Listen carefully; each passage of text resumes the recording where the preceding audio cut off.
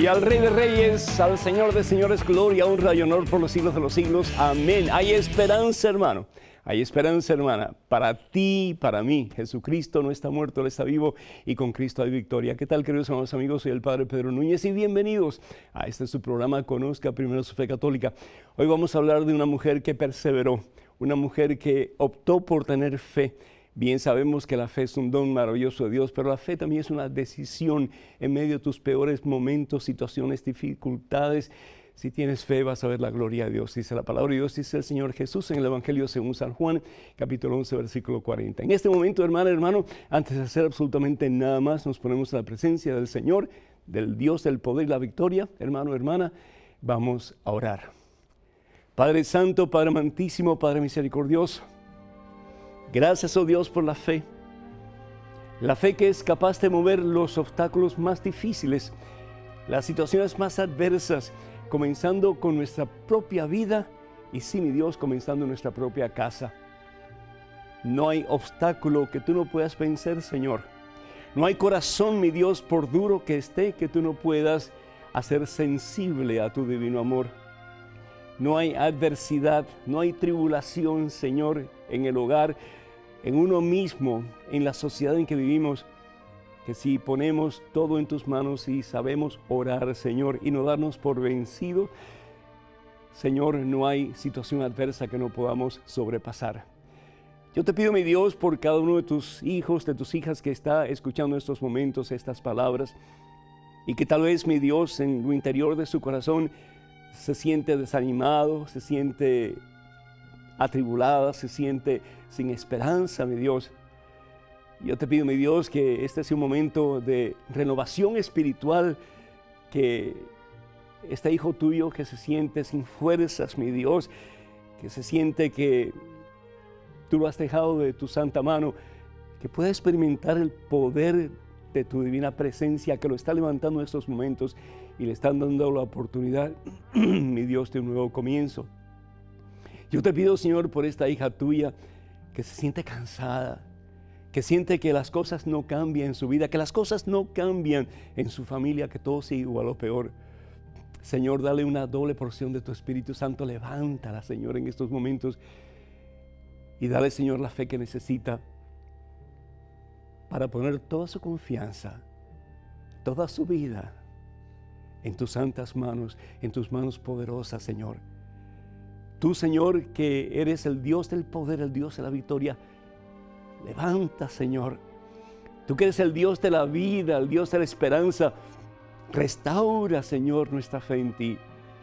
Y que por muy difícil que sea el problema, la situación por la que estamos pasando, que sepamos que hay uno que tiene la solución para todo problema. Y ese, mi Dios, eres tú, Jesús. Bendice, sana, restaura, libera. Llena, Señor, a tus hijos en estos momentos de una fe grande, poderosa en ti, mi Dios. Y sabiendo, mi Dios, al mismo tiempo que si estás con nosotros, ya nuestra es la victoria. Te lo pedimos, Padre, en el poderoso nombre de Jesucristo, tu Hijo, nuestro Señor, quien vive y reina contigo en la unidad del Espíritu Santo y es Dios por los siglos de los siglos. Amén, Señor. Amén. Quiero dar gracias al Señor por tantos de ustedes que nos escriben, que nos llaman, que nos mandan notas para que oremos por ustedes.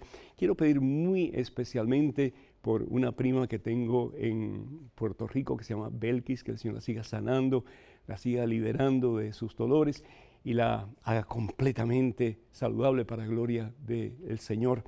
Y también pido por un primo que se llama Raúl, y también por su familia, que Dios les bendiga en abundancia. Pedimos también por el padre Luciano Cicerelli, que es el propagador a nivel mundial de la congregación del mundo a Jesús por María, del Tratado de San Luis María de Montfort, y hace unas 3 semanas más o menos que se encontraba en Medjugorje, en Bosnia, y hasta el día de hoy no se sabe su paradero, no se sabe dónde está, no se sabe si lo secuestraron o si se lastimó y se cayó de un cerro. Oren por él, por favor, para que se pueda encontrar un hombre muy de Dios, un hombre muy bueno y un hombre que estaba haciendo una labor excelente para gloria al Señor. Damos gracias al Señor por Felicita García de Nueva York, felicita al Padre Pedro, está encantada y pide al Señor que esté ahí por siempre, para siempre, y pide oración por ella que está enferma. Que el Señor te bendiga en abundancia, mi hija, en este día por siempre. Yo quiero dar gracias al Señor también por este sábado de milagros que acaba de pasar. Fue algo excepcional, hermanos, maravilloso. La gloria de Dios se manifestó con muchísimo poder. Así que felicito a todo el equipo de mensaje y doy gracias a Dios por todos y cada uno de ustedes. También pues damos gracias al Señor por todas las personas que nos escriben en la página de Facebook y que piden oraciones, que el Señor les bendiga en abundancia en este día y por siempre, y que el Señor supla todas sus necesidades, y a todos ustedes, hermanas y hermanos, que el Señor los llene de su poder, de su presencia transformadora, y que sepan que por muy difícil que sea la situación, nunca están solos. Están en las manos de Jesús, y con Cristo Jesús hay poder, hay esperanza y hay victoria. Y hablando de fe, hablando de poder, hablando de presencia del Señor que cambia vida y cambia corazones, en estos días estamos celebrando la vida de una mujer llamada Mónica. Hoy conocemos a esa mujer como Santa Mónica, la mamá del gran San Agustín de Hipona, uno de los grandes teólogos de todos los tiempos y por lo tanto pues un doctor de la iglesia. Cuando hablamos de los doctores de la iglesia, estamos hablando de personas que han pues sobresalido en su teología, en su forma de pensar, en su intelecto, etc. Y este fue uno de los grandes contribuidores de la teología que conocemos hoy día en la Iglesia Católica. Así que damos gracias al Señor, pero no todo el tiempo San Agustín fue ese hombre santo, ese hombre dedicado al Señor, ese hombre que se dispuso para servir al Señor con todo su corazón. Mónica nace en el 320 y tanto en África, en el norte de África, y tuvo 3 hijos, una mujer y 2 hombres. El mayor de los hombres se llamaba Agustín, y ella se casa con un hombre que se llama Patricio. Patricio era un hombre muy mal genio, era un hombre muy trabajador, pero de muy mal genio, un hombre que no creía en nada, no creía en Dios en absoluto, y un hombre que era muy mujeriego, y un hombre que tenía un temperamento horroroso. De cualquier cosa gritaba y se ponía pues bien enojado, en fin, ¿verdad? Pero una cosa interesante, Mónica, la palabra Mónica significa mujer de oración o persona de oración, persona que está en el campo espiritual, y yo felicito a todas las Mónicas en este tiempo, porque pues qué bonito, ¿verdad? Que las Mónicas ojalá puedan estar siempre bien cerca del Señor a través de la oración. Mónica fue una mujer que se dedicó profundamente a la oración, y aunque el esposo la criticaba por orar demasiado, pero sin embargo la respetaba también y admiraba cómo ella se preocupaba por la gente necesitada. El caso es que cuando este hombre, Patricio, el esposo de Mónica, se enfurecía y empezaba a gritar, el consejo que da Mónica, y especialmente a ustedes, hermanas que a veces como que sienten que van a explotar porque sus esposos no las entienden, etc. Mónica decía, yo opto por callar. Y para pelear hace falta 2, así que si yo no peleo, él no va a pelear tampoco, y por lo tanto no hay pelea. Y bendito sea Dios, pues esa es una forma maravillosa de dejar de pelear y buscar la unidad en la casa. El caso es que Mónica no peleaba. Se muere el esposo Patricio, pero bendito sea Dios, se muere bautizado y siendo católico al final de su vida. ¿Por qué? Por las oraciones de su esposa, de Mónica. Pero Mónica se queda con un problema muy serio, y este es Agustín. Agustín era un muchacho que era como que el recorte de su papá, el patrono de su papá, pero en formas mucho más grandes todavía, porque se hizo un hombre muy mujeriego, un hombre muy del mundo, un hombre que realmente de Dios nada quería con Dios. Por el contrario, se metió en una secta de los maniqueístas y decía que al fin y al cabo que el mundo no había sido creado por Dios según su concepto, y el concepto de los maniqueístas, que el mundo había sido creado por el mismo Satanás. La madre sufría terriblemente al punto de que lo saca de la casa, porque ella dice que nadie en su casa va a deshonrar el nombre de Dios. Fíjense hasta qué punto esta mujer Mónica tenía como que sus pantalones bien puestos, ¿no es cierto? Pero sin embargo estaba desgarrada por dentro, porque ella amaba a su hijo, pero no dejaba de orar por él. Y bueno, pues es a través de la oración de Mónica y de sus lágrimas. Una vez hablando con un obispo, el obispo le dice, no se preocupe, señora, un hijo de tantas lágrimas no se puede perder. Bendito sea Dios, un hijo de tantas lágrimas, y sí, yo diría, de tanta oración no se puede perder. La palabra de Dios en Hechos capítulo 16, versículo 31, nos dice, si tú crees en Jesús, te vas a salvar tú y toda tu familia. Y el Señor Jesús nos asegura en el Evangelio según San Marcos, capítulo 11, versículo 24, que si nosotros lo que pedimos, lo pedimos con fe, podemos estar convencidos de eso que hemos pedido, se nos va a dar. ¿Por qué? Porque el Señor siempre quiere lo mejor para nosotros. Y lo mejor para nosotros, al fin y al cabo, es la salvación nuestra y la salvación de nuestra familia. Si tú crees en Jesús, te vas a salvar tú y toda tu familia. Mónica lo creía firmemente. El caso es que su hijo decide irse a Roma para enseñar en Roma. Él había estudiado, tenía una inteligencia superdotada, etc. El caso es que se va a Roma y la mamá lo sigue. La mamá lo sigue. La mamá no se da por vencida. Esposa que me escuchas, no te des por vencido con tu esposo. Esposo que me escuchas, no te des por vencido ni con tu esposa ni con tus hijos tampoco. Sigue sembrando la semilla de la fe. Sigue sembrando la semilla de la fe y vas a ver un día que la palabra de Dios se va a hacer realidad, porque dice el Señor, tú siembra la semilla de la fe y Dios va a recoger la cosecha. Dios va a recoger la cosecha. Bendito sea Dios. Dios no está lejos. Dios está contigo. Más aún, en medio de tus más terribles tempestades, tribulaciones, momentos difíciles, obstáculos, es cuando Dios va a estar contigo dándote fuerzas para sobrepasar ese problema, esa necesidad que tú tienes. Y con Dios vas a ver que tuya ya va a ser la victoria. El caso es que Mónica tiene conocimiento de este arzobispo que se llama Ambrosio en Milán, y le cuenta su problema, le cuenta su dolor, su hijo que está perdido en el mundo. Y pues él no solamente ayuda a ella, pero hace que Agustín venga a verlo. Y comienza Ambrosio a hablarle a Agustín de las cosas de Dios, de las enseñanzas de la iglesia, hasta el punto que Agustín quiere conocer más de Dios. Fíjense, nadie es profeta en su propia tierra, dice el Señor Jesús, ¿no es cierto? Tomó que este hombre de Dios, Ambrosio, le hablara a Agustín para que él comenzara a cambiar su mente. Al fin y al cabo, pues lo que Dios comienza, Dios lo lleva a su feliz término, y Agustín finalmente se hace bautizar.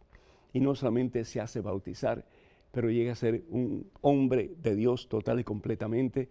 La madre de Agustín estaba supremamente feliz porque Dios le había concedido lo que ella había pedido, que era la conversión de su esposo y también y más aún la conversión de su hijo. Ella muere a la edad de 55 años, pero muere feliz porque dice ella que Dios le había dado todo lo que ella necesitaba y más aún todavía. Y a través de las lágrimas de Mónica, y a través de la oración de Mónica, a través de la perseverancia de Mónica, a través de la fe de Mónica, Agustín entra en el sacerdocio, lo ordenan sacerdote, llega a ser obispo de la iglesia, llega a ser santo de la iglesia y se convierte en uno de los grandes teólogos, doctores de la iglesia. Hermanos, la fe mueve montañas, y si tienes fe del tamaño de un granito de mostaza, yo te aseguro, dice el Señor, verás la gloria de Dios. No te des por vencido, no te rindas, porque con Cristo hay victoria. El teléfono para que nos llamen, hermanas y hermanos, es el 205-271-2924. 205-271-2924. Vamos a una pequeñísima pausa, pero regresamos en cuestión de momentos. Así que, hermanas y hermanos, por favor, no se vayan, quédense con nosotros.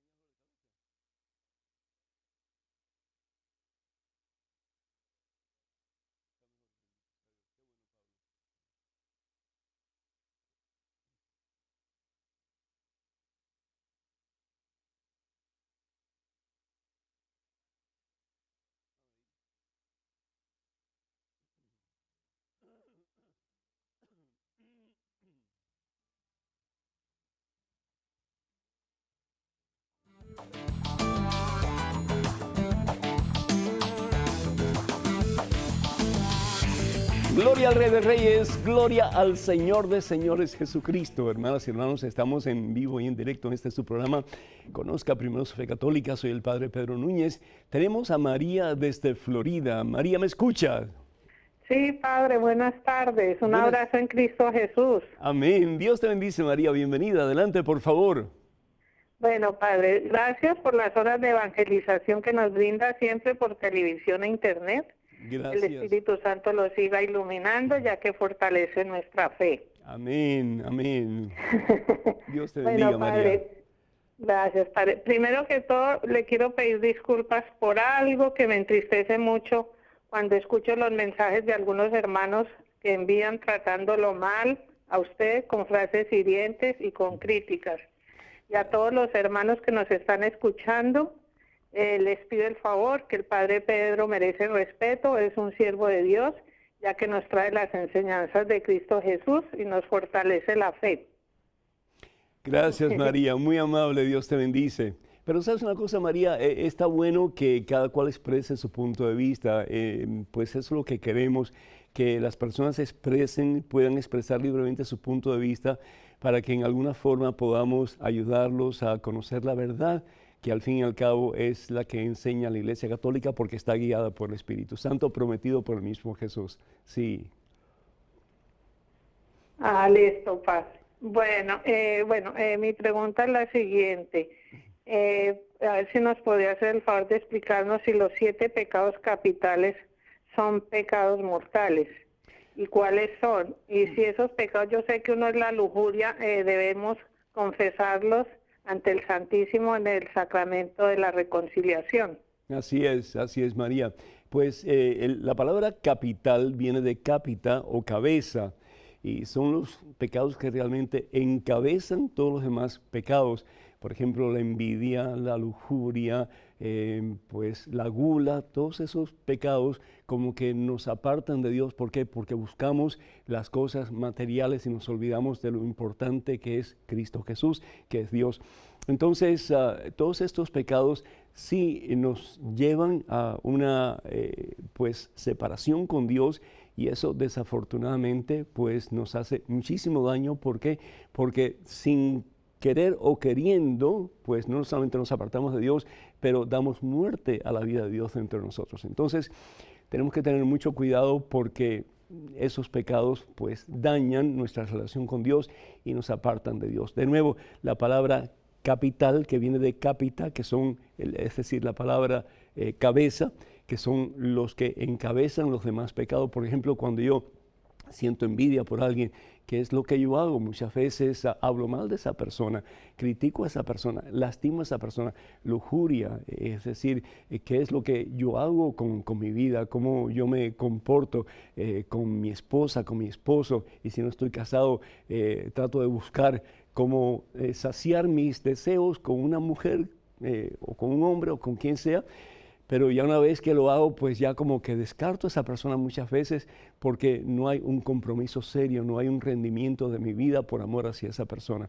Y desafortunadamente, especialmente en el campo de la lujuria, hoy día se ve eso tanto a través de los medios de comunicación, la pornografía a través de la internet y de tantos otros medios, ¿verdad?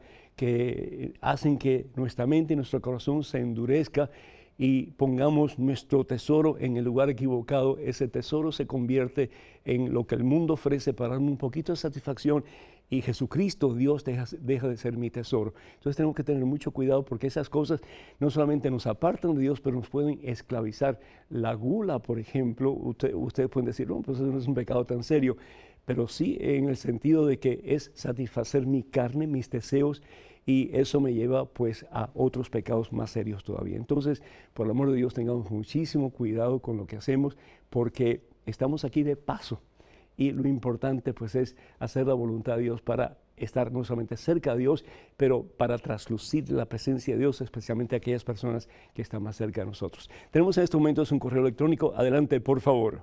Padre Pedro, ¿cómo sabían los apóstoles en la transfiguración de Jesús en el monte Tabor que quienes lo acompañaban eran Moisés y el profeta Elías, si ellos, se supone, no los conocían, ya que no eran contemporáneos? Quiero que quede claro que esto no afecta en nada mi fe, sino que es simple curiosidad. Gerardo de San José, Costa Rica. Gerardo, muchísimas gracias. Dios te bendice. En el Evangelio según San Mateo capítulo 17, versículos del 3 en adelante vemos, o del 1 en adelante vemos la transfiguración de Jesús, cuando Jesús lleva consigo a 3 de sus discípulos, Juan, Pedro y Santiago. Los lleva al pico o a la cima de este monte enorme que pues creemos que es el monte Tabor, y que también se llama el monte de la transfiguración. Y ahí Jesús experimenta lo que se llama una metamorfosis, un cambio total y completo. Y nos dice la palabra de Dios que ahí los discípulos ven la misma gloria del Señor, cuando el Señor cambia su aspecto total y completamente. Y dice la palabra de Dios que los discípulos ven a 2 personajes junto a Jesús, que eran Elías, el que representa a los profetas, y Moisés, que representa la ley. ¿Sabían ellos que eran estas 2 personas que estaban viendo junto a Jesús? Moisés y Elías, pues quién sabe. Hay 2 posibilidades. Una, que ellos realmente no sabían quién eran ellos, pero después Mateo, al Jesús explicar qué era lo que estaban viendo ellos y a quién estaban viendo, que incluye a esas 2 personas, no solamente en su evangelio, pero también usa en este caso a Pedro para que él pueda expresar lo que está viendo, y lo que está viendo él, pues son estos 2 personajes del Antiguo Testamento que representan al fin y al cabo la totalidad de lo que el mensaje de Dios es para su pueblo. Y esa totalidad del mensaje de Dios para su pueblo está en la persona de Cristo Jesús. La otra posibilidad es que al estar tan cerca de Jesús, y esto es lo que yo pienso personalmente, al estar tan cerca de Jesús, ellos tenían como una sensibilidad especial a lo que estaba sucediendo.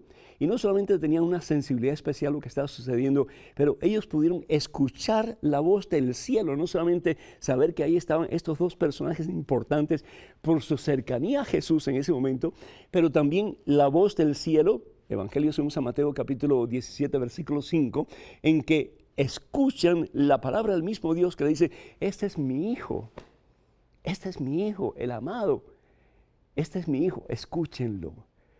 Entonces tiene que haber sido un momento de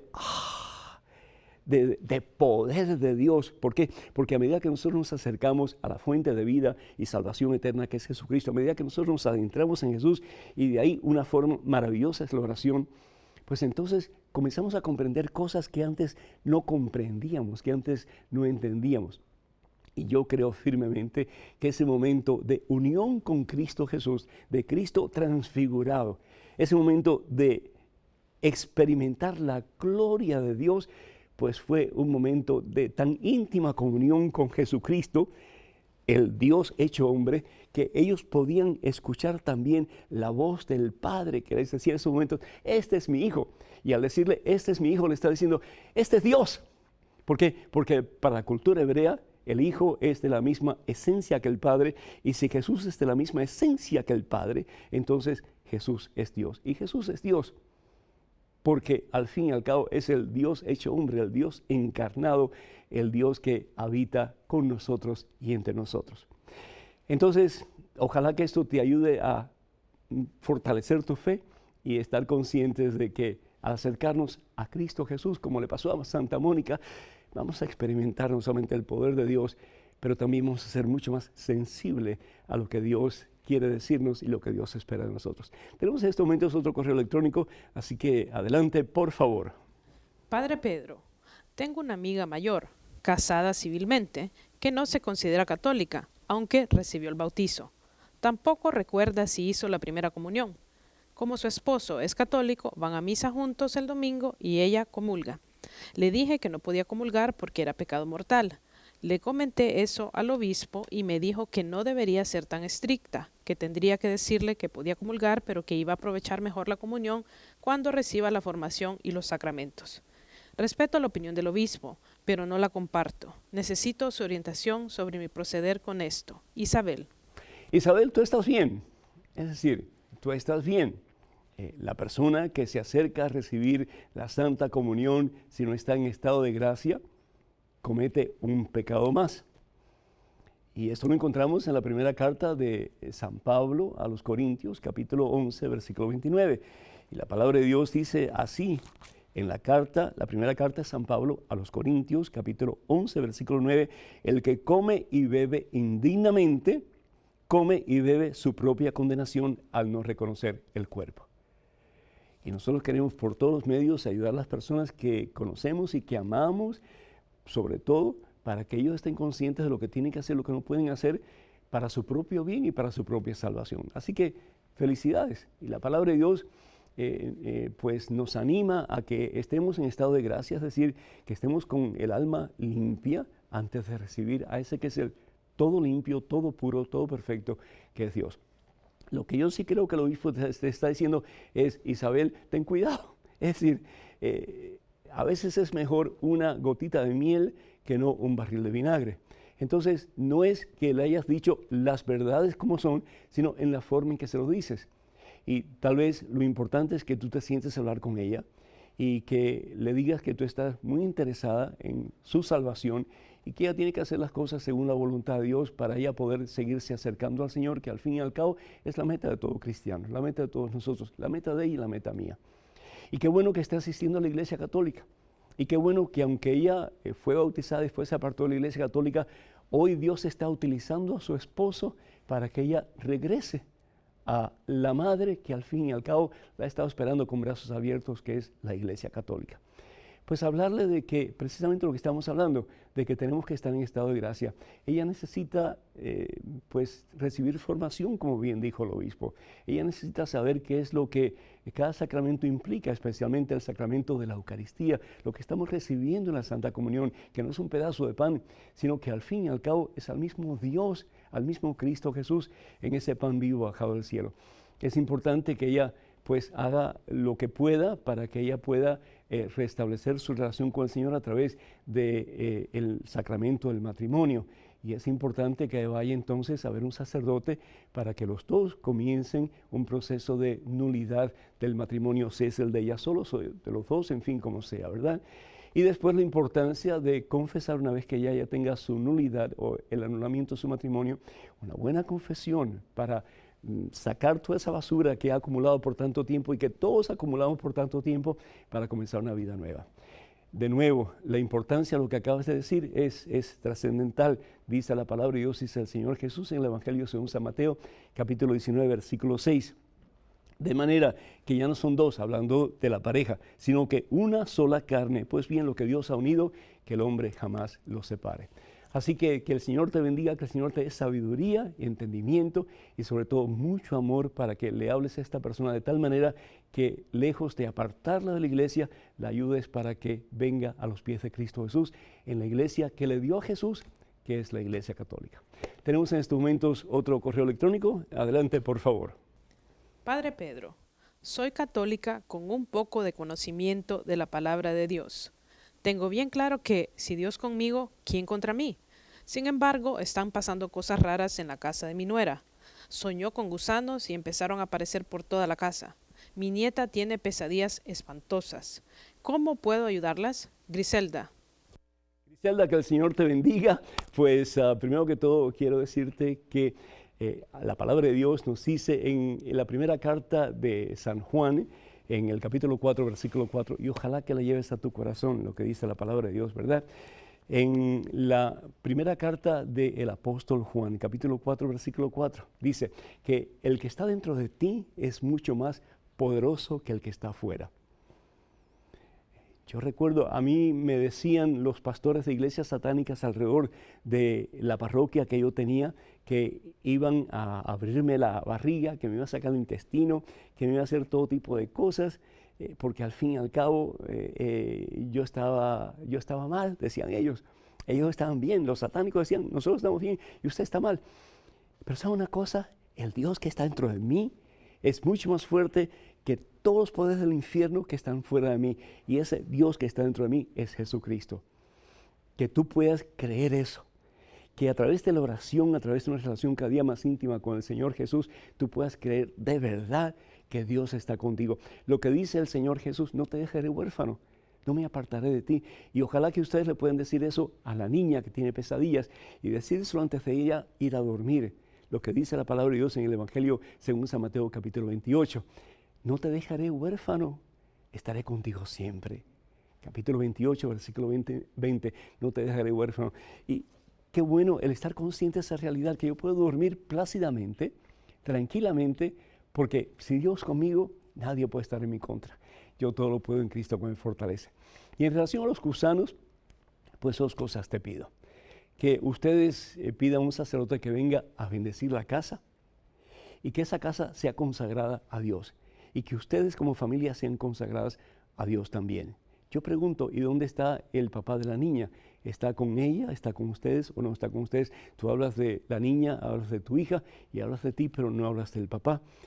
Si el papá no está en casa, si ha habido algún problema en el matrimonio de tu hija con su esposo, tal vez parte del problema de la niña es que no tiene a su papá. Y esas pesadillas tal vez son como que pensamientos de momentos en que hubo discordias, problemas, pleitos entre papá y mamá, y la niña está pasando por esas situaciones difíciles. Así que el reiterarle a ella de que no está sola, que Dios está con ella, y si es necesario, pues llevarla a un sacerdote para que el sacerdote pues la ayude también. Es importante también, además de consagrar la casa, de consagrar a la familia, etcétera, es importante, y esto lo digo con toda humildad, pero por favor que haya una buena limpieza de la casa, con escoba, con mapo, con de todo, ¿verdad? Porque gusanos pueden haber en cualquier parte. Animalitos que entran en la casa, cucarachas, etcétera, pueden haber en cualquier parte. Y eso nada tiene que ver con el demonio, nada tiene que ver con las cosas del mal. Así que cuenten con esas oraciones, que el Señor los bendiga en abundancia. Y de la mano de Cristo, sabiendo que Cristo está con ustedes, de ustedes será la victoria, como fue de Santa Mónica. Tenemos a Karení de New York. ¿Me estás escuchando, mi hija? Sí, buenas tardes, padre. Muy buenas tardes, el Señor te bendice. ¿Cómo estás? Muy bien, padre. Mi pregunta era la siguiente. Mire, por situaciones personales en mi vida personal, yo busqué ayuda espiritual. Entonces, el director espiritual, cuando yo le conté mi vida, mi situación personal, es que yo me casé hace 3 años por el civil, y mi conversión me vino en ese momento que yo me casé, y estoy viviendo como hermano con mi pareja. Pero cuando yo me fui a buscar la ayuda espiritual para decidir acerca de mi vida, el padre lo que me dijo fue que yo puedo comulgar, pero yo le dije que no, porque el catecismo de la Iglesia Católica dice que la comunión es solo para personas casadas con el sacramento, bajo el sacramento. Y él me dijo que no, que yo podía, porque el hecho de que yo no esté casada no quiere decir que yo no me quiera casar, sino es porque la situación no se puede. Pero yo le dije que no, bajo conciencia yo no puedo hacer, pero quizá usted me puede. Usted que tiene más conocimiento, usted me puede guiar, porque puede haber muchas personas como yo confundidas con cosas que yo sé que la Iglesia nunca ha dicho. Entonces, no sé, padre, quizá usted me puede ayudar. Te felicito, mi hija, por desear buscar la verdad. Ante todo, la Iglesia enseña de que la pareja hombre y mujer, para poder recibir la Santa Comunión, para poder acercarse al banquete eucarístico, deben de estar casados ante Dios, es decir, por la Iglesia, de entrar en ese sacramento que es el sacramento de la donación del uno al otro por amor en su totalidad, que es el sacramento del matrimonio. Entonces, las personas que no están casadas ante Dios, las personas que no están casadas por la Iglesia, deben de abstenerse de recibir los sacramentos, particularmente el sacramento de la Eucaristía. En tu caso, tú dices que tú y tu esposa están viviendo como hermanos, que no están viviendo pues unidos, no están teniendo relaciones sexuales. Y te felicito, los felicito a los dos, de verdad, porque ustedes quieren hacer la voluntad de Dios. 3 cosas que son importantes. Primero que todo, yo siendo tú regresaría al sacerdote y le preguntara, el que yo reciba la comunión sería causa de escándalo en la comunidad. La gente comenzaría a preguntarse por qué Karení está recibiendo la comunión cuando ella no está casada por la Iglesia.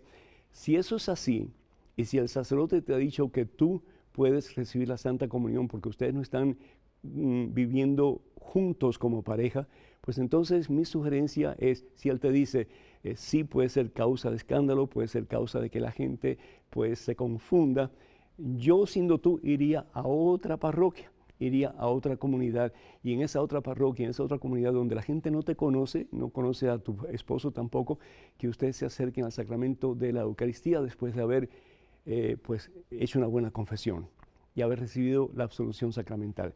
La iglesia está a favor de las parejas que se separan por amor a Dios, que ya no tienen sus cuerpos unidos, y esas personas, porque no están cometiendo pecado, porque no están teniendo relaciones sexuales fuera del matrimonio sacramental, pueden recibir la Santa Comunión.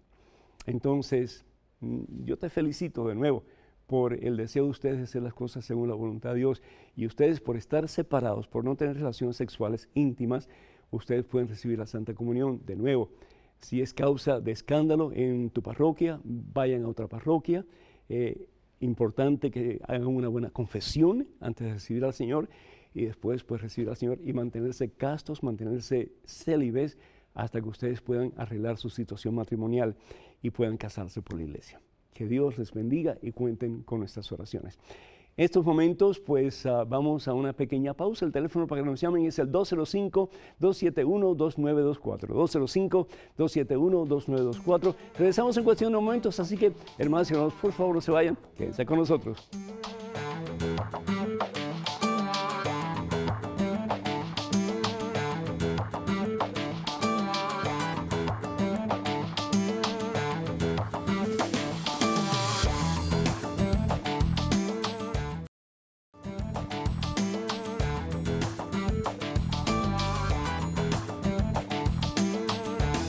Gloria, gloria, gloria al que nos saca de la miseria, de la basura en que estamos metidos.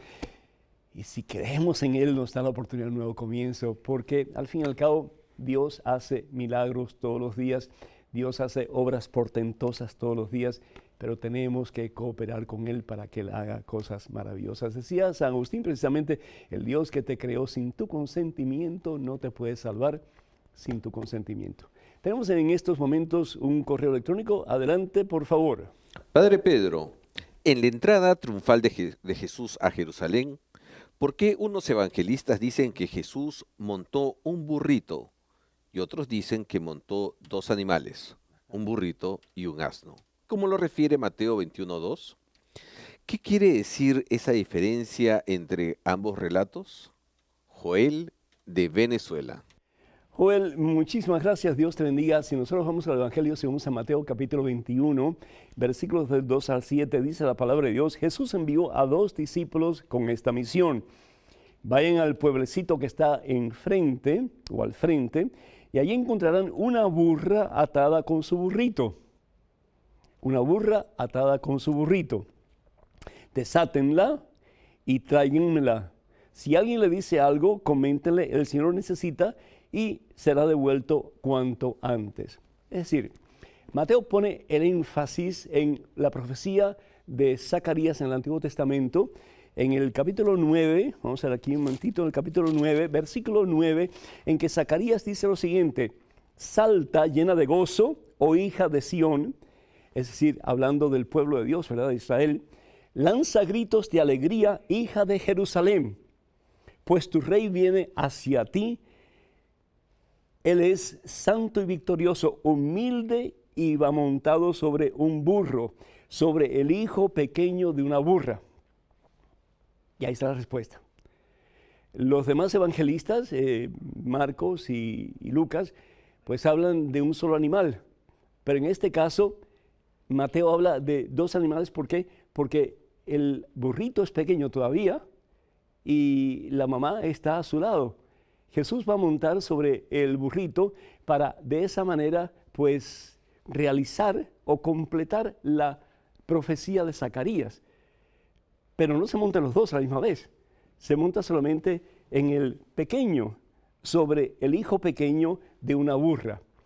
Para los demás evangelistas, solamente el hecho de que Jesús va a entrar en la ciudad santa de Jerusalén en un burro es suficiente para hablar de la humildad de Jesús.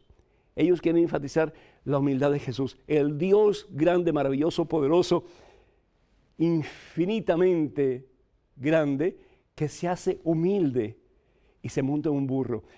Las personas que se montaban en burros en el tiempo de Jesús eran personas que no tenían muchos medios económicos. Y Jesús entra, su entrada triunfal en Jerusalén, en un burrito. Ni siquiera en un burro grande, en un burrito, el hijo de una burra. Pero fíjense bien que usualmente los animales, la mamá siempre va con el pequeño hasta que ya el pequeño pues puede manejarse solo, sin necesidad de la mamá. En este caso la mamá acompaña al burro pequeño. ¿Por qué?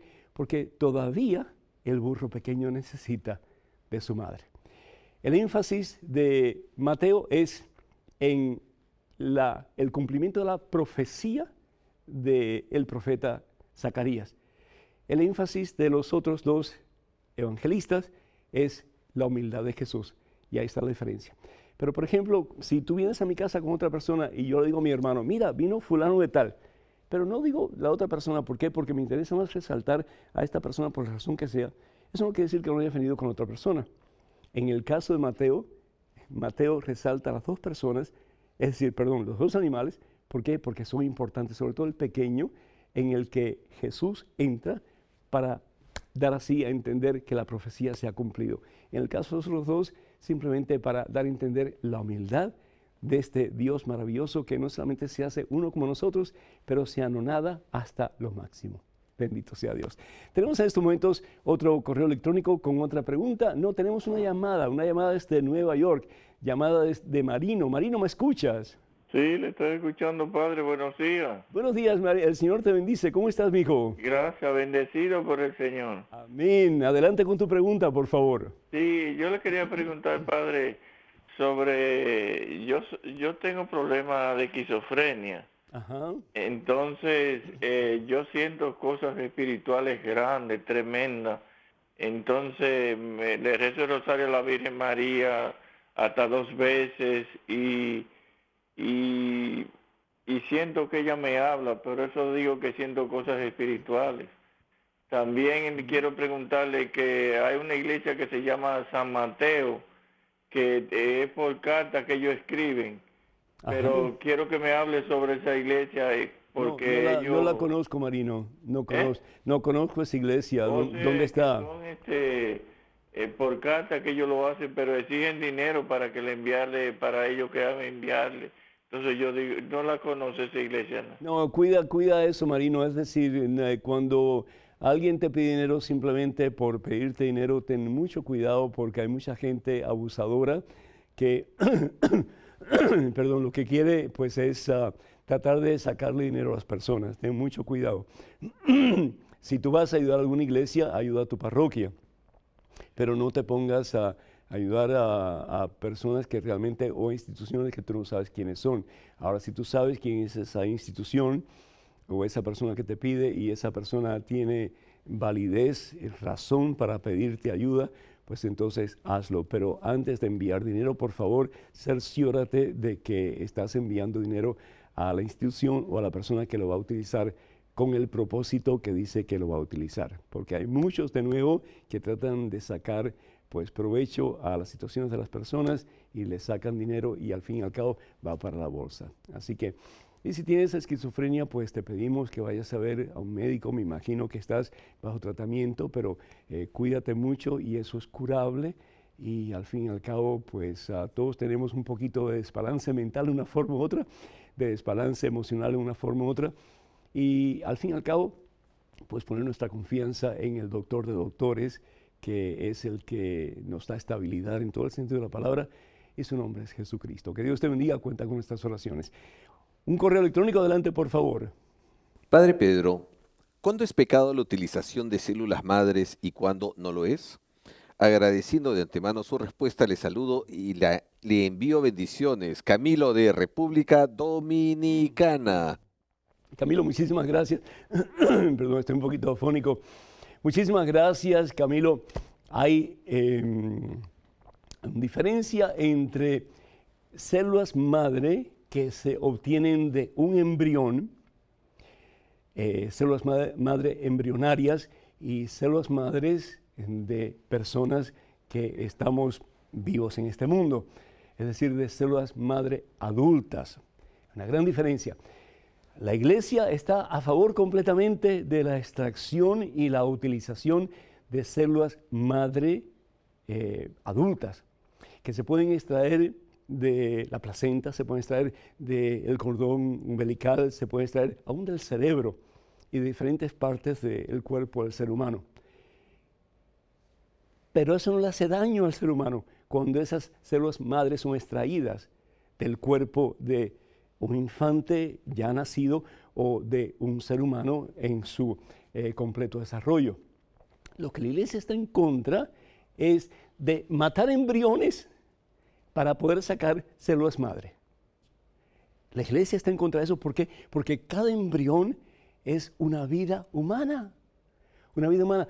Ahora, por ejemplo, con todos estos problemas que ha habido con la oficina de Planned Parenthood, es horroroso cómo se han atrevido a vender partes de niños abortados para poder tener más ganancia en sus formas de malísimos, pésimos servicios a la comunidad, que lo que hacen es realmente matar criaturas que al fin y al cabo ellos no tienen derecho sobre esas vidas, porque esas vidas le pertenecen a Dios. La palabra de Dios en el libro de Éxodo, capítulo 20, versículo 13, claramente dice, no matarás. Y nosotros no tenemos derecho a matar a nadie, porque la vida es sagrada, la vida le pertenece a Dios. Entonces, de nuevo, la iglesia está rotundamente en contra de extraer células madre embrionarias.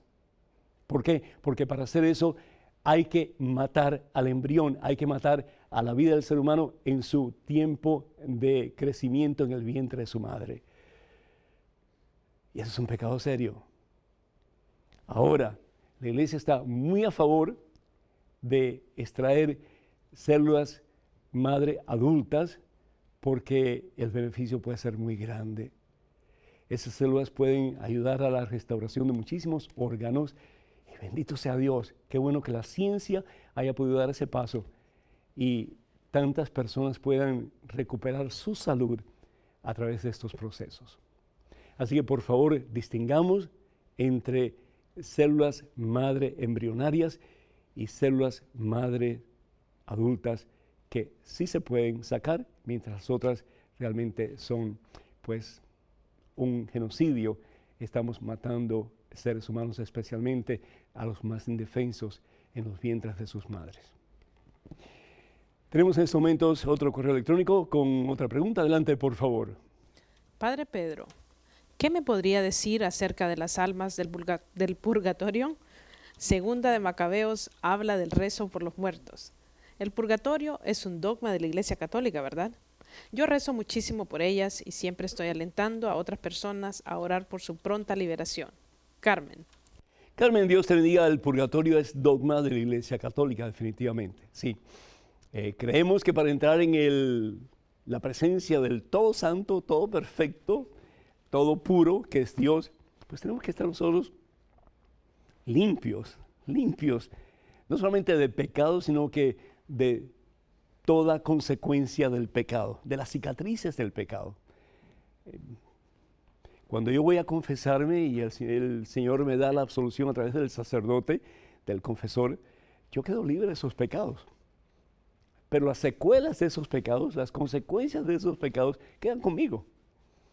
Y eso me hace imperfecto. Me hace hasta cierto punto pues una persona desbalanceada. Y de ahí pues, como hemos dicho en otros programas, ¿verdad? Vienen ansiedades, vienen miedos, vienen inseguridades y tantas cosas más a consecuencia de los pecados cometidos.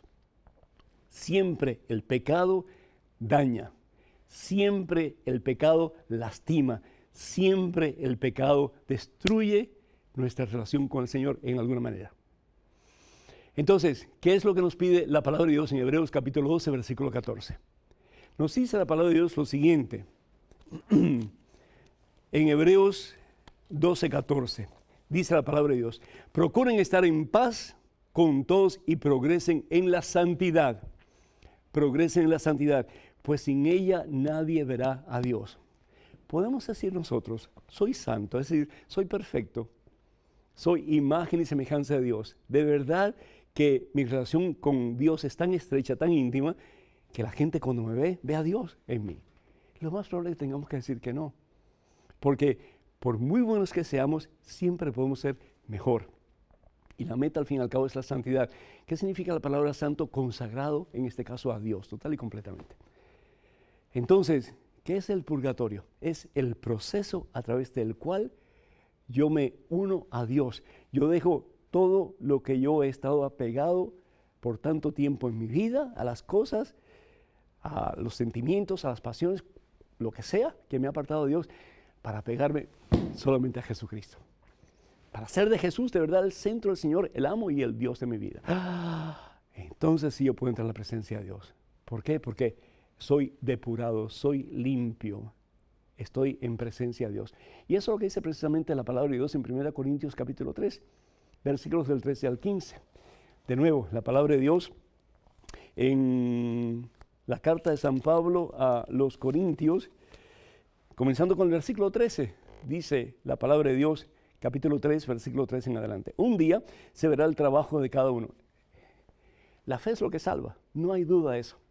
Pero la fe sin obras está muerta, dice el apóstol Santiago. La fe sin obras está muerta. ¿Y cuál es la obra que Dios quiere que nosotros hagamos? Que pongamos toda nuestra confianza en Él. Como Mónica, que puso toda su confianza en Dios, en Jesús. Y al poner su confianza en Dios, en Jesús, pues no solamente ella se acerca más a la fuente de vida y salvación eterna, pero ayuda a los que están a su alrededor a hacer lo mismo.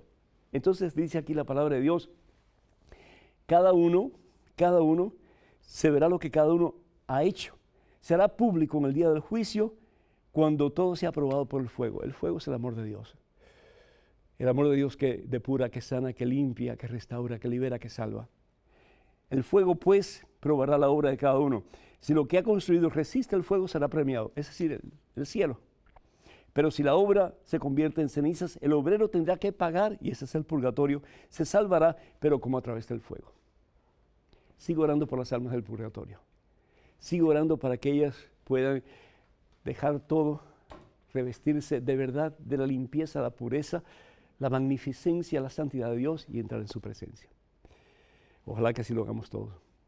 Orar por ellos y que un día muchos oren por nosotros también cuando estemos en ese proceso de santificación.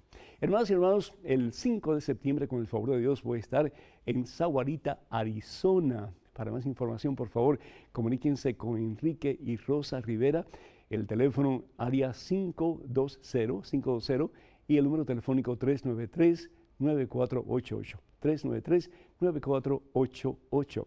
Y en Dallas, Texas, vamos a estar con el favor de Dios en septiembre, el 26 y 27 de septiembre, con el Ministerio Bodas de Caná.